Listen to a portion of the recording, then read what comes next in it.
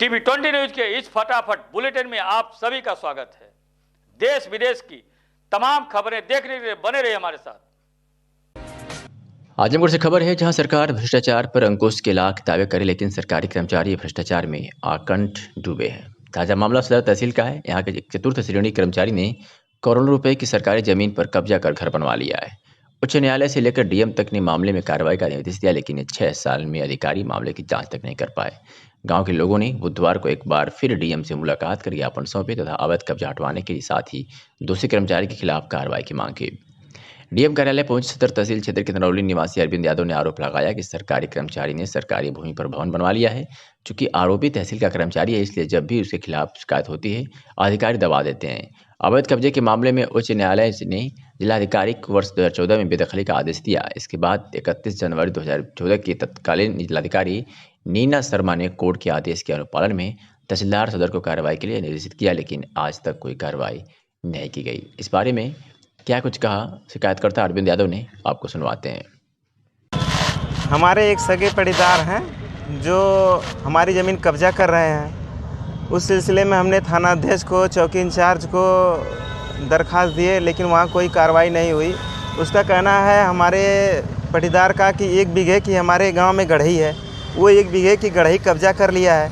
तो वो कहता है कि जब मैं सरकारी संपत्ति कब्जा कर लिया तो तुम लोग क्या हो, तुम लोग की संपत्ति मैं ऐसा ही कब्जा कर लूँगा। उसके खिलाफ कोई अब तक कानूनी कार्रवाई नहीं हुई। आज भी वो कार्रवाई नहीं हो रही है क्योंकि जो हमारा मतलब है, जिससे हमारा मामला चल रहा है, वो तहसील का कर्मचारी है और तहसील का एक मजबूत व्यक्ति है, जिस कारण सारी कार्रवाई जाके वहीं रुक जाती है। अभी कहने का मतलब है प्रशासनिक सहयोग उसे मिल रहा है। प्रशासनिक सहयोग उसको पूरा मिल रहा है, जिस कारण हम एकदम मतलब बहुत परेशान हैं। इस खबर के प्रायोजक हैं ड्रेसलैंड, राहुल नगर, मड़िया, आजमगढ़, जहां आपको मिल रही है सभी ब्रांडेड कपड़ों पर 50% की भारी छूट। ऑफर सीमित समय तक। जल्द आएं, जल्द पाएं। संपर्क करें इन नंबरों पर। आजमगढ़ के सगड़ी क्षेत्र से खबर है, जहां की जूनियर हाई स्कूल सगड़ी के प्रांगण में जनपद स्तरीय क्रिकेट टूर्नामेंट का शुभारंभ किया गया, जिसमें कुल 32 टीमें प्रतिभाग कर रही हैं। एआर कलेक्शन दाऊदपुर की टीम ने 6 ओवर में 166 रन बनाए। मनीष ने 79 रन बनाए, जिसमें 11 छक्के मारे। शाहपुर ने जवाबी कार्रवाई में 77 रन ही बना पाई।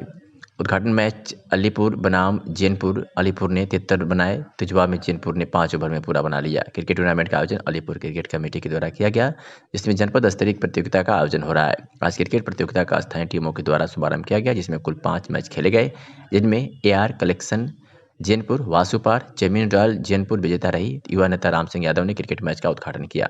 विजेता टीम को पुरस्कार के रूप में आयोजक मंडल के द्वारा 21,000 व द्वितीय स्थान पर क्रिकेट की टीम को 11,000 रुपये दिया जाएगा।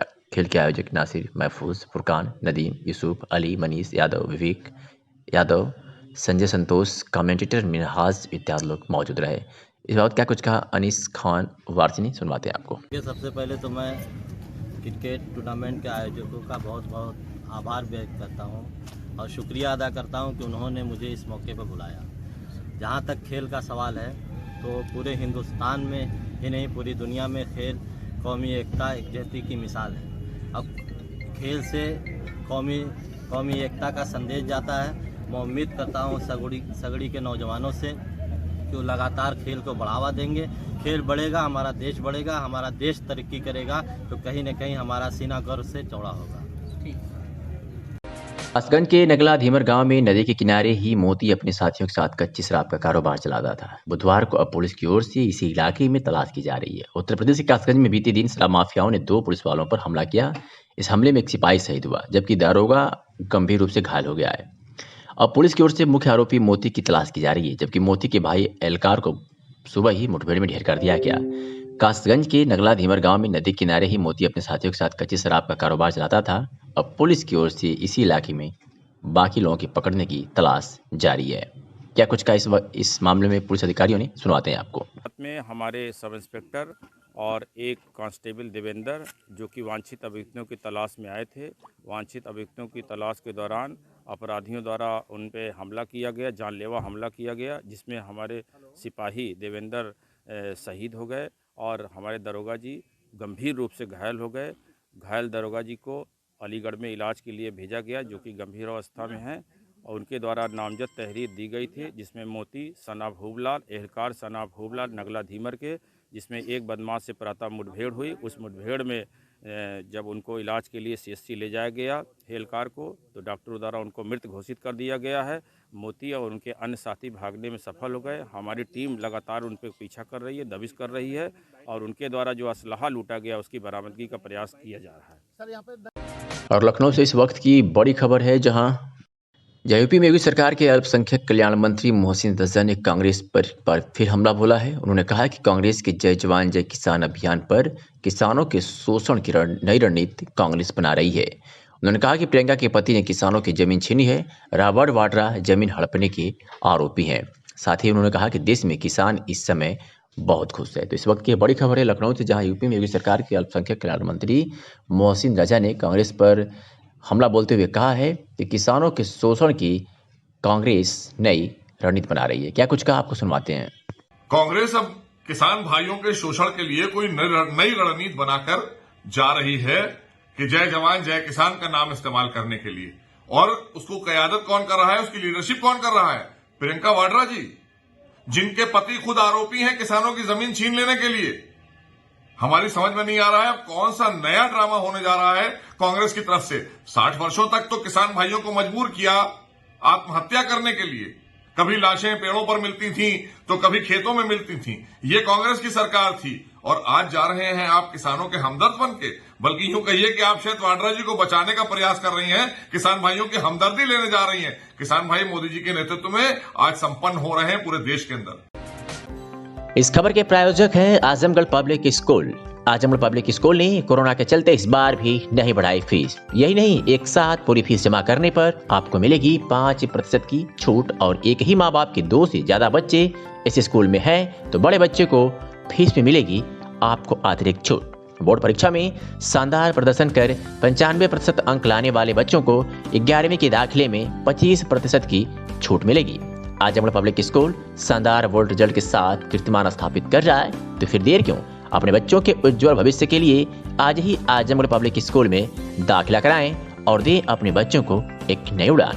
हमारा पता है निकट कोटिला शंकरपुर चेक पोस्ट आजमगढ़। आजमगढ़ के लालगंज के स्थानीय नगर के श्री कृष्ण गीता राष्ट्रीय महाविद्यालय के समीप JBS कप लालगंज द्वारा 5 दिवसीय फुल बाउंड्री क्रिकेट मैच का आयोजन किया गया। क्रिकेट मैच का उद्घाटन भाजपा नेता रजनीकांत सोनकर व सुफियान अहमद कमलेश यादव ने फीता काटकर किया। उद्घाटन के बाद भाजपा नेता रजनीकांत सोनकर, सुफियान अहमद, कमलेश यादव ने सभी खिलाड़ियों से परिचय प्राप्त किया। रजनीकांत ने कहा कि खेल से शारीरिक मानसिक विकास होता है, खेल को खेल की भावना से खेलना चाहिए। जिनके बाद पहला उद्घाटन मैच मैखरपुर व कहला सिकंदरपुर के बीच खेला गया, जिसमें टॉस जीतकर कहला ने बल्लेबाजी कर 10 ओवर के मैच में 8 ओवर में 61 रन बनाए, जबकि मैखरपुर की टीम ने 63 रन बनाकर जीत दर्ज कराई। तो वही दूसरा मैच टिकरगाढ़ व कोटा के बीच खेला गया। इस अवसर पर सुफिया अहमद, कमलेश यादव, विजय सोनकर सहित तमाम लोग मौजूद रहे। क्रिकेट मैच का आयोजन रितेश सोनकर व नंदलाल शुक्ला ने किया। क्या कुछ कहा इस बाबत रजनीकांत सोनकर भाजपा नेता ने, आपको सुनवाते हैं। बहुत लंबे समय देखने के बाद मिल रहा है कि लालगंज में यहाँ के युवाओं द्वारा बड़े पैमाने पे टूर्नामेंट का आयोजन किया गया, जो काफी सालों से भी चल रहा था। बहुत हर्ष और खुशी हुआ कि आज भी खेल जगत में युवाओं का एक अपना दिलचस्प है, अपना उसका आनंद ले रहे हैं। और मेरा मानना है कि खेल से शारीरिक और मानसिक विकास दोनों होता है। इसलिए मैं लालगंज के युवाओं को बहुत बहुत आभार और धन्यवाद देता हूँ कि इनके अंदर अभी खेल जगत जो है कूट के भरा हुआ है। केवल बस इनको उभारने और इनको आगे ले जाने की जरूरत है लालगंज को। पुलिस अधीक्षक के निर्देश पर यातायात जन जागरूकता अभियान को सफल बनाने के लिए आजमगढ़ में विभिन्न प्रकार से लोगों को जागरूक किया जा रहा है, जिसमें आज SP ट्रैफिक सुधीर जायसवाल के नेतृत्व में GT ग्लोबल स्कूल में स्कूली बच्चों को यातायात के प्रति जागरूक किया गया। कार्यक्रम में पुलिस अधीक्षक यातायात द्वारा बच्चों को शपथ भी दिलाई गई कि सदैव हेलमेट और सीट बेल्ट का प्रयोग स्वयं व अपने जानने वालों को करने के लिए किया जाएगा, तथा बच्चों को वीडियो के माध्यम से भी सड़कों पर सावधान न होकर और तीव्र गति से वाहन चलाने के परिणाम को भी दिखाया गया। इस दौरान SP ट्रैफिक सुधीर जायसवाल ने बच्चों से यातायात के बारे में विभिन्न प्रकार के सवाल और जवाब दिए गए। कार्यक्रम में विद्यालय के प्रधानाचार्य विधान तिवारी, TSI कौशल पाठक सहित पुलिसकर्मी व विद्यालय के बच्चे उपस्थित रहे। क्या कुछ कहा पुलिस अधीक्षक यातायात सुधीर जायसवाल व विद्यालय के प्रिंसिपल विधान तिवारी ने, आपको सुनवाते हैं। आज जीडी ग्लोबल स्कूल में बच्चों को और स्टाफ के लोगों को यातायात माह के दौरान यातायात सुरक्षा उपाय के संबंध में सेंसिटाइज करने के लिए, जागरूक करने के लिए कार्यशाला की गई थी। इसमें बच्चों को कुछ वीडियो और ऑडियो के माध्यम से दुर्घटनाओं के कारण, दुर्घटनाओं की प्रकृति और प्रकार के बारे में बताया गया और उनको यह बताया गया कैसे हम दुर्घटनाओं को टाल सकते हैं, हमें क्या क्या सुरक्षा उपाय सड़क पर चलते समय करने चाहिए। तो इस संबंध बच्चों ने बहुत रुचि दिखाई और अच्छे से उन्होंने पार्टिसिपेट किया और बच्चों ने शपथ भी ली है कि वो यातायात के नियमों का पालन करेंगे, अपने घर परिवार आसपास लोगों को यातायात सुरक्षा अपनाने के लिए जागरूक करेंगे।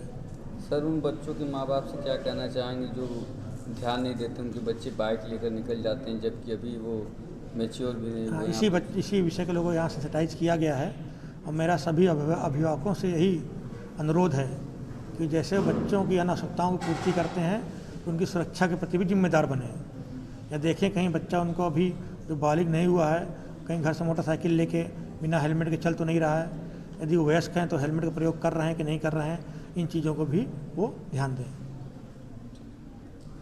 आज हमारे विद्यालय में एसपी ट्रैफिक सर के द्वारा एक कार्यशाला का आयोजन किया गया है, जिसमें क्लास 9 to 12 के स्टूडेंट्स को सेंसिटाइज और मोटिवेट करने के लिए ट्रैफिक के रूल्स बताए गए, उनको ओथ दिलाई गई और उनको जो एक्सीडेंट्स की जो गंभीरता है उससे अवगत कराया गया।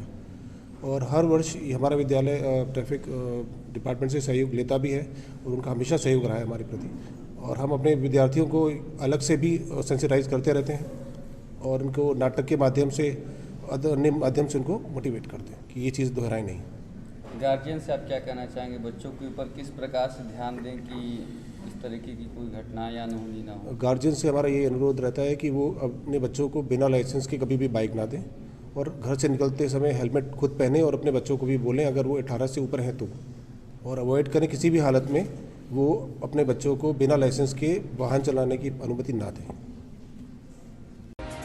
पुलिस अधीक्षक आजमगढ़ सुधीर कुमार सिंह के निर्देश पर जनपद भर में जगह जगह सुरक्षा को देखते हुए चेकिंग अभियान चलाया जा रहा है, जिससे अवांछनीय तत्वों पर कार्रवाई की जा सके और अपराध करने वाले लोगों के दिलों में कानून का डर बना रहे, जिससे आम जनजीवन अपने को सुरक्षित महसूस कर सके।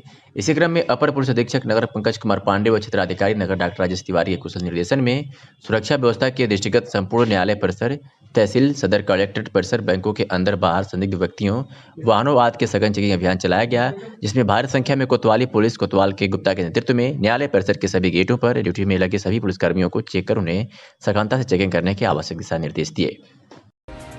पुलिस आयुक्त लखनऊ द्वारा सर्किल अलीगंज पर थाना अलीगंज, जानकीपुरम व मड़ियाओं में पंजीकृत अभियोगों में विवेचकों द्वारा की जा रही लंबित विवेचनाओं की समीक्षा की गई। समीक्षा के दौरान कई महत्वपूर्ण बिंदुओं पर बल दिया गया। इसके अतिरिक्त पुलिस आयुक्त ने ठंड के मौसम में चोरी, नकबजनी की घटनाओं की संभावित वृद्धि के दृष्टिगत गश्त बढ़ाने तथा 2 पहिया 4 पहिया PRV वाहनों का रूट नए तरीके से निर्धारित कर इन अपराधों की रोकथाम हेतु उनका उत्तरदायित्व निर्धारित करने हेतु निर्देशित किया गया।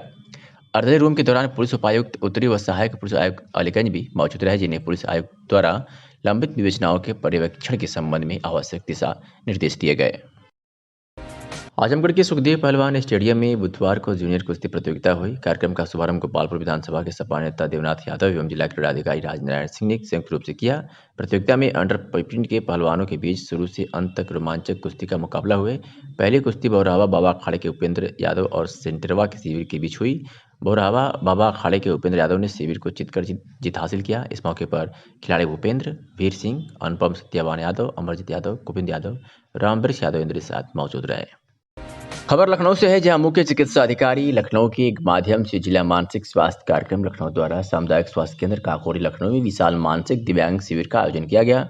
शिविर में मानसिक दिव्यांगजनों का दिव्यांग प्रमाण पत्र जिला मानसिक स्वास्थ्य कार्यक्रम के मनोरोग चिकित्सक डॉक्टर अभय सिंह के द्वारा बनाए गए। जिला मानसिक स्वास्थ्य कार्यक्रम लखनऊ के मनोरोग चिकित्सक doctor Abhay Singh, psychiatric social worker Ravi Dwivedi, community nurse Sanjay Kumar, case registry assistant Adesh Pandey व वार्ड असिस्टेंट सयाद कलवे राजा तथा सामुदायिक स्वास्थ्य केंद्र काकोरी लखनऊ के अधीक्षक एवं अन्य अधिकारी व कर्मचारियों ने भाग लिया।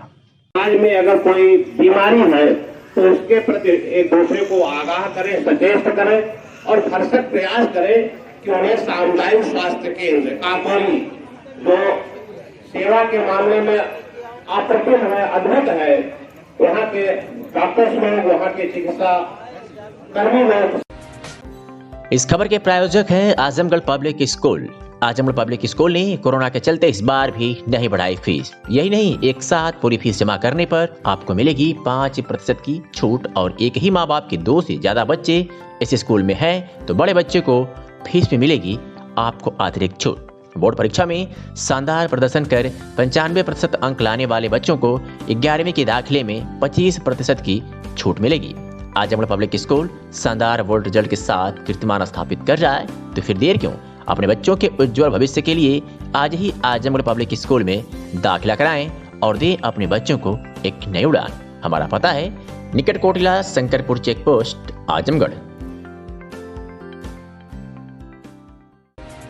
आज जिलाधिकारी कार्यालय पर अपनी मांगों को लेकर श्री दुर्गा जी शहर ऑटो रिक्शा चालक सेवा समिति के लोग पहुंचे और पत्रकारों से बातचीत में समिति के महामंत्री घनश्याम पाठक ने बताया कि 11 फरवरी 2021 को जिले में एक ऑटो संगठन द्वारा विभिन्न समस्याओं को लेकर धरना हड़ताल प्रस्तावित किया गया है। पता चला है कि धरना हड़ताल में ऑटो चालकों एवं संगठन के पदाधिकारियों द्वारा जिले में जगह जगह ई रिक्शा को भी रोककर उन्हें जबरन हड़ताल में शामिल कराया जाएगा। उसी ऑटो संगठन के इस कृत्य का श्री दुर्गा जी ऑटो रिक्शा चालक सेवा समिति विरोध करेगा, क्योंकि ऑटो चालकों के हड़ताल पर चले जाने से जनपद में एक स्थान से दूसरे स्थान पर जाने के लिए लोगों को ये ई रिक्शा एकमात्र साधन बचेगा। हड़ताल के दौरान उक्त संगठन के द्वारा लोगों द्वारा ई रिक्शा चालकों को परेशान किया जाता है, उनसे सख्ती से निपटा जाए ताकि लोगों के आवागमन में कोई परेशानी ना हो। हम मांग करते हैं कि ऑटो चालकों के इस धरना हड़ताल से अलग रखते हुए ई रिक्शा का जिले में सुचारू रूप से संचालन कराया जाए। हड़ताल के दौरान ई रिक्शा चालकों के साथ अगर कोई अप्रिय घटना होती है तो इसके लिए जिला प्रशासन जिम्मेदार होगा। इस बाबत क्या कुछ कहा घनश्याम पाठक महामंत्री ने, आपको सुनवाते हैं। यहाँ ये है कि हम लोग ये कहने आए हैं कि एक संगठन के द्वारा एक प्रस्तावित हड़ताल 11 फरवरी को रखा गया है, जिसमें ई रिक्शा चालकों को जबरन उसमें शामिल किया जा रहा है, जबकि हम उसमें हड़ताल में नहीं शामिल होंगे। इसलिए शासन प्रशासन से हमारी मांग है कि हमारे ई रिक्शा को सुचारू रूप से हमको सुरक्षा देते हुए हमारे संचालन को जो है करवाना है, हमारा संचालन करवाना है, जिससे आम जन के आने जाने में कोई परेशानी ना हो, पब्लिक परेशानी ना, हमारे रिक्शा चालकों को परेशानी ना हो और न ई रिक्शा की कोई क्षति हो। यदि कोई हिंसक घटना होती है उन लोगों के द्वारा जबरन रोकने पर तो उसका जिम्मेदार शासन प्रशासन होगा, जिला प्रशासन होगा। आजमगढ़ जिले की ग्राम सभा नामदारपुर की सैकड़ों महिला सदर तहसील पहुंचकर अपनी मांगों को लेकर प्रदर्शन किया। पत्रकारों से बातचीत में पीड़िता पुष्पा गुप्ता ने बताया कि हमारे ग्राम पंचायत में उचित दर की दुकान रिक्त है, जिसके लिए ग्राम पंचायत में खुली बैठक 2 बार कराई गई, जिसमें निधि आजीविका स्वयं सहायता समूह के नाम ग्रामवासियों द्वारा समर्थन किया गया, परंतु लक्ष्मी आजीविका स्वयं सहायता समूह को वरीयता दी गई जो अनुचित है, जो ग्रामवासियों के विरुद्ध किया गया है। जबकि लक्ष्मी समूह के सदस्य की आय गरीबी रेखा से ऊपर है, जबकि निधि आजीविका स्वयं सहायता समूह के अध्यक्ष विधवा है व छोटे छोटे 3 बच्चे हैं जो गरीबी रेखा से नीचे हैं। पीड़िता द्वारा तहसील दिवस पर प्रार्थना पत्र दिया गया था। फाइल की जांच करने हेतु सीडीओ के पास भेजी गई।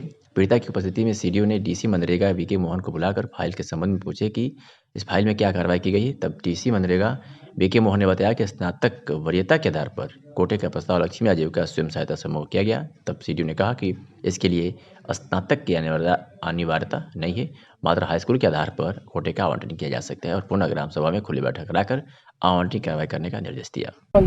एक कोटे का मामला है सर हम जब हमारे गांव में खुली बैठक हुई है ब्लॉक पलनी से ग्राम नामदारपुर में, तब भी हमारे जनता पूरे साथ हमारे साथ थी। 2-3 बार बैठक हो चुकी है। जब भी हम 20 हो जाते हैं वहाँ के प्रधान वहाँ से उठकर चले जाते हैं। वो अपने कोटे के लालच में अपने वाले आदमी को दिलाना चाहते हैं, जो हमारे गाँव को सूर्य प्रधान दिए हैं, यादव हैं। फिर उसके बाद क्या हुआ कि हम हर जगह एप्लीकेशन देते थक गए हैं। एप्लीकेशन एसडीएम के हैं, डीएम के हैं, तहसील पे, ब्लॉक पलानी पे, हर जगह देते हम थक गए हैं एप्लीकेशन। सर मैं पुष्पा गुप्ता निधि आजीविका स्वयं सहायता से जुड़ी हुई हूँ। फिर उसके बाद क्या हुआ कि समूह से कोटा होने वाला है। प्रधान का 24 सितंबर को हुआ, मेरा 25 सितंबर को गठन हुआ, गठन तिथि।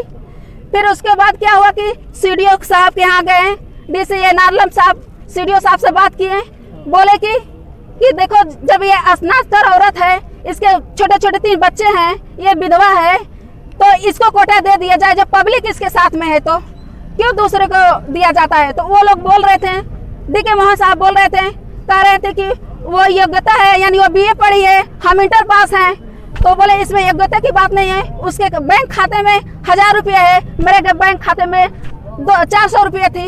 इसमें गठन तो 2 ही हफ्ते का हुआ तो उनके बैंक खाते में 1000 रुपये चला गया। फिर उसके बाद क्या हुआ कि वहाँ पे सर से सारी बात बोले कि हमें न्याय चाहिए सर, जब पब्लिक हमारे साथ है तो इसमें हमें कोटा दीजिए, हम अपने बच्चों को पालन पोषण करें। हमारे पास 3 बच्चे हैं सर, अब स्कूल खोलने वाला है, कॉलेज स्कूल में कहाँ से पढ़ाएंगे, 3 बच्चे हैं, कहाँ से कोचिंग कराएंगे। पति के साथ रहते हुए आप लोग जानते हैं ना कि औरतों की जिंदगी में पति कितने अहमियत होते हैं। जब पति नहीं है तो वो महिला कैसे जिएगी, कैसे जीवित रहेगी, बताइए सर। हम किस तरह से जिए, इस समाज में कैसे जिए हम। विधवा की कौन सी कीमत होती है, सबसे बड़ी जिम्मेदार उसका पति ने ध्यान रख सकता है, इसके अलावा कोई पुरुष ध्यान रख सकता है। कौन कितने दिन तक काम आएगा। आप क्या कहते हैं? मेरा ये कहना है कि मैं 3 बच्चों के साथ अपना जीवन, मेरा ये कहना है कि हम हर जगह जा रहे हैं न्याय मांगने के लिए, तो हमें न्याय चाहिए, हमें न्याय चाहिए। पूछिए हमारे